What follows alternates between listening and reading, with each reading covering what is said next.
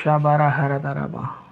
நல்ல ஒரு தேவ பிரசன்னம் அப்படியே உங்களை நிரப்புகிறத நான் பார்க்குறேன். கேட்கிறத பார்க்குற ஒவ்வொருவரையும் தேவ பிரசன்னம் அப்படியே நிரப்பி ஆளுகை செய்கிறது. அந்த பிரசன்னத்தை அப்படியே அனுபவிங்க. எனக்கெல்லாம் பார்த்தீங்கன்னா சில நேரங்களில் பேச்சு அப்படியே கண்ணை மூடி அப்படியே அமைதியா.